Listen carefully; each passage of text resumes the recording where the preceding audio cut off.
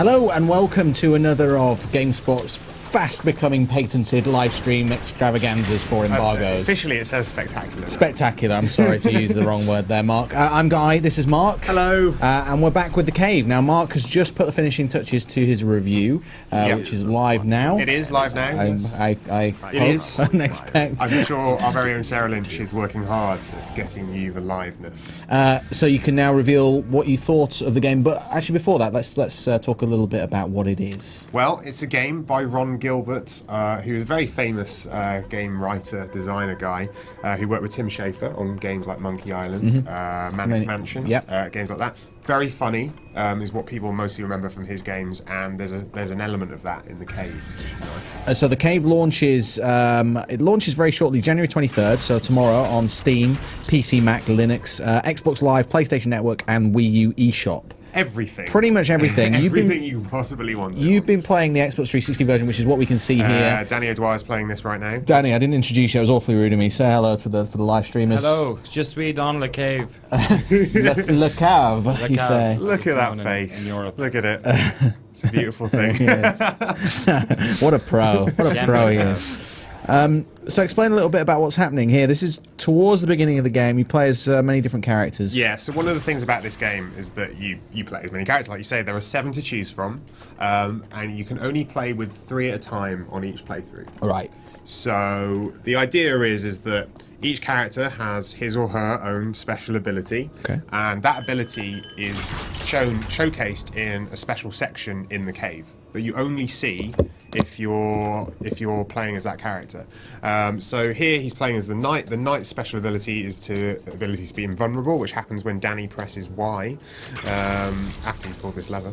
There you go. Lever? Lever? Lever. I don't know. Let's call the whole thing Sorry. off. I'm sorry. These Americanisms. I need to stop it. So he's also playing as the twins here, whose special ability is to basically replicate themselves as a ghost.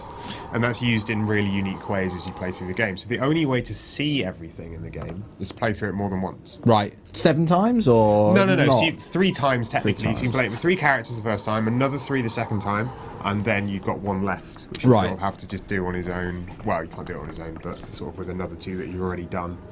So one of the things that we'll cover off later, one of the things we're missing right now is the fact that this is multiplayer. It's meant to be played.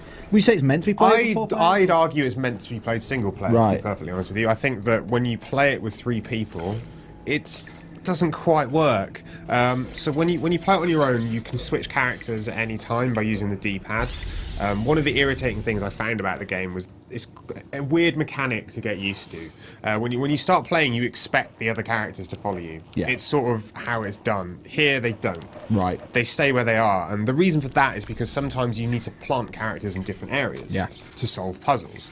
But it takes a while to adapt to that. If you're playing with 3 people get bored and they tend to jump around a bit. They're like, because you've got to wander off on your own for a long time to go do something and then come back to the other characters to get them to do something. So after a while, you just get bored and then you end up griefing everyone. Right, exactly. You can that's switch. something natural in a multiplayer platformer, though. I know, but it's not. But this isn't a platformer. Well, I suppose it is, but really, it's a point and click in the guise of a platformer.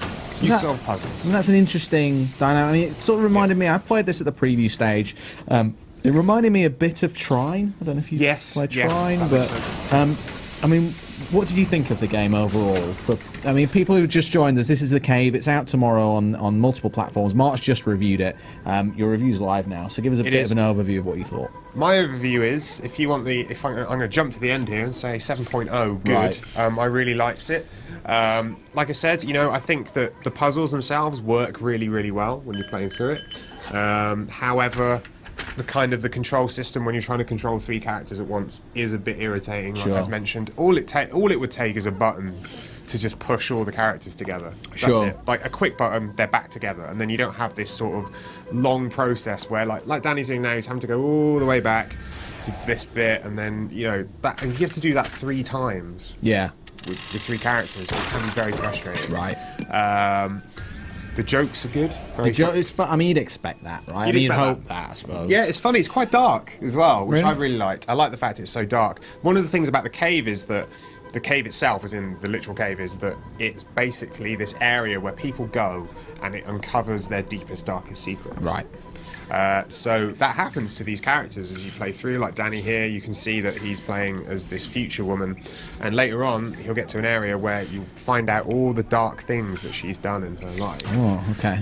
Particularly one massive dark thing, and you have to play through that as like a puzzle section. Right. Which is really cool. Her one's really good because it involves time travel. Okay. And you sort of have to wrap your head around working in 3 different time periods. Right. Okay. While trying to solve the puzzle. Which is Okay. very cool. Interesting. And so like each one's got a different ability, Yes. and that one is to die. Her ability is to zap through objects. So if she can't do it with everything, if the object's too thick, she can't do it. But she can basically move from one area to the other like that, just through it.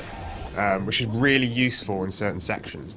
And the other thing about the game is that although there are areas where some abilities are used to essentially for their own sections, her ability is useful in some of the regular puzzles, the not generic puzzles, but certainly the ones that are just there all the time.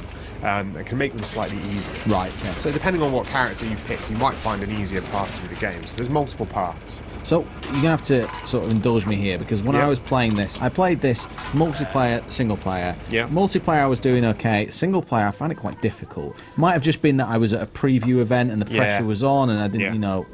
But I found that some of the puzzles were quite tricky. Did you struggle while you were reviewing? Do you know the most I struggled was at the beginning and just getting used to the way it wants you to do things. Right. I think it really takes a while to wrap your head around it. Once you've done that, the puzzles, I mean, there was some I had to think about it, obviously. You want to be challenged, but it wasn't to the point where I was like, utter frustration. I hate this game, why? So it's fair. It's fair. Right, okay. Yeah, it's fair, it's fun.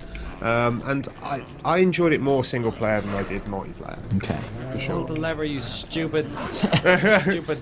Oh. Someone was asking why we're all in separate rooms. We're not actually. I know it's confusing on the live stream, potentially, because you can see Danny in one area. He's actually just sat right behind us. He's also missed the most obvious reason why he can't pull that lever. What did you just do, Danny? You took the fuse to power those, didn't you? Of course. God, I wouldn't be so embarrassed if I hadn't actually already done this one about 15 minutes ago. Hey, look, it's a Ron Gilbert game with a reference to Monkey Island. Wrong! Whoa! Stop the presses. There's a lot of hot dogs in this game as well. Right, there's a lot of hot dogs, there's a lot You of use hot dogs several times. fuses. I've seen a lot of fuses in the game. Few fuse boxes, yeah. And so Danny, how are you finding it so far? It really feels like, he must get really sick of people referencing old games of his, but this really does feel like fetch questy, like Monkey Island stuff, when you basically got a finite amount of objects and you have to combine them in a preset way to get to the next section. The best part of this, which from what little experience I've had with it, I've played less than 20 minutes, is the dialogue so far. That's been pretty cool. Yeah, it's cool because the cave itself actually talks. It's a person, as it were. Or a character. Or a character, even, Anthropomorphic cave. Yes, as it were. And it has some of the best lines. The characters themselves don't speak. Right. So it's just the cave that sort of guides you through. Which, I think if you're used to that sort of constant talking of Ron Gilbert games, there's a lot of silence in here where you're left to ponder what it is you're doing. This is a cool section. So let's just watch this. This is an example of one of the puzzles. So he's put a spike, sausage down a spike, and then used another fuse, and then... Well, he summoned the monster using the bell, which came to look for the sausage, then he used the fuse on that, and then he's pulled the monster up, and now they can jump over the spikes and get into the next section. Done. One of the things is, while I guess it could, I found it tricky, at least you're not punished for when you make a mistake on the platforming elements. You get respawned pretty close to where you were. There's no game over screen, there are no lives. In fact, you can kill yourself at will just by holding down both the triggers. I mean, I don't know when you'd want to do that, but you can. I do now. There you go. Ah. Oh no, you went quite far back then. Sorry, Danny. It usually puts you back closest to where you were, but I guess because he's just done that puzzle, it hasn't moved forward very much. I think I was just at the checkpoint here. Yeah. I think now. This is one of the few times I've seen them actually. That's the only time they'll do it. Yeah. Is when you get well, I think it's the only time you do it anyway. Don't quote me on that. It's when you get to the end of a section and then you jump down and they follow you. These twins can hold their breath. Is that right, or is that another character? No. They can't hold their breath. They can replicate themselves. It's called Ghost. Right. Because they're evil. Look at how evil they are. Evil twins.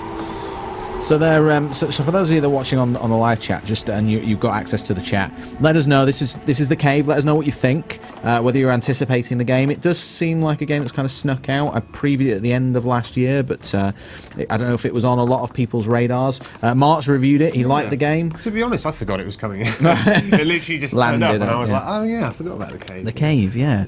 So let us know if you want to know anything about the game, or if you want Danny to show off any particular sections. Danny was very adamant about playing this game from the beginning and not having any hints as to what you might need to do. It was really frustrating because Danny was on literally the first sort of puzzle in the game. And right? you wanted to tell him. And he was like, I don't know what to do. Like, it was the character select screen, essentially. And he was like, I don't know what to do, I don't know what to do. And I was just like...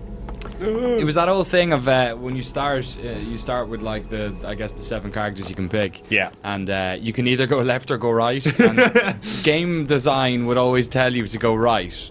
So maybe that's why I decided to go left, just to see what would happen. But yeah, I totally didn't think about going right. So. And how are you finding it so far, Danny? I know we've had Mark's take on it. What do you think?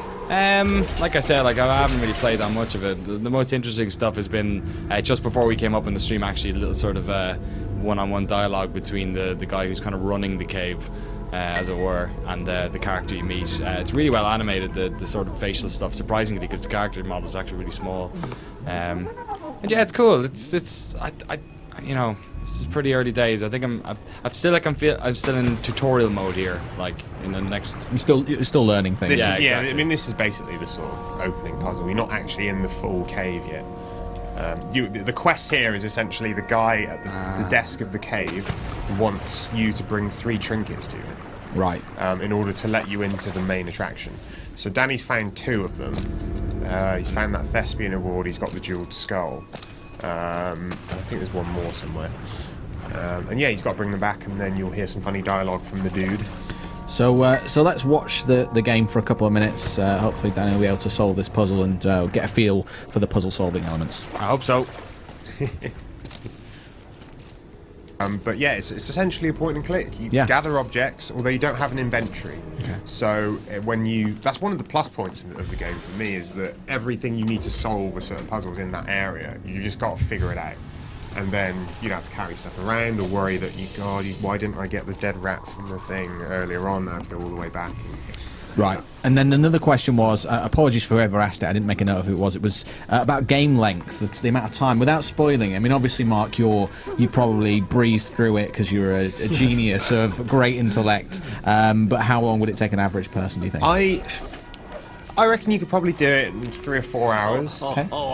It's not massively long, but it is an XBLA title, don't forget. Yeah. It's not a full price release or anything like that. Well, it's an XBLA, PlayStation Network, Wii U, PC, every platform. It's an every platform title, but it's like, what's it, a tenner on PC? You can buy it for, so in the UK you can buy it for, and we'll run down some of the prices later. We got £9.99 on Steam in the UK, $14.99 if you're in the US. Right. Okay. So does that sort of factor into it? Do you think? I think it's fine. It's not overly short.